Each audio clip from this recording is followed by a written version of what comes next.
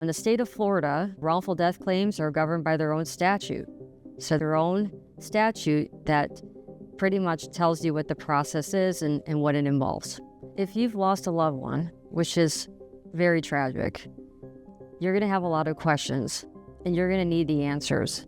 And you're going to need them from an attorney who has a lot of experience handling what we call wrongful death claims. If it's a wrongful death case, let's say, for example, it stems from an auto accident, you have to make sure that the wrongful death case is filed within the 2-year statute of limitations.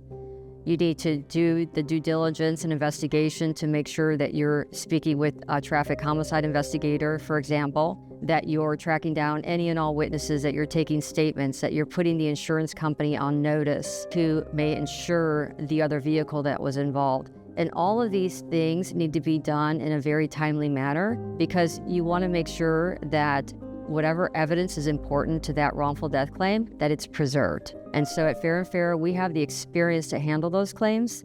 I've been handling wrongful death claims for over 20 years. I feel that my experience really puts the families in a sense of ease because I'm able to explain the process, although it's a very emotional process, but explain it in a way that they understand that they're in good hands. In the state of Florida, wrongful death claims are governed under their own statute.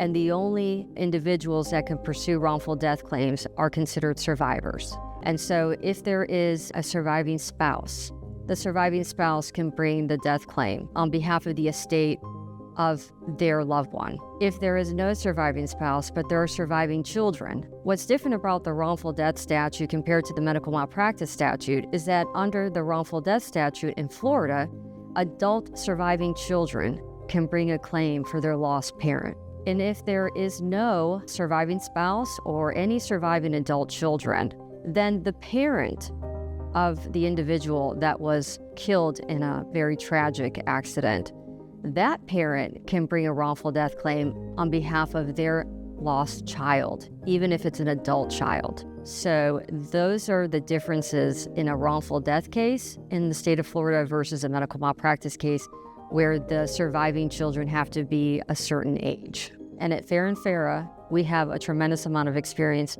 handling those claims, being there for the families in a very important time of need.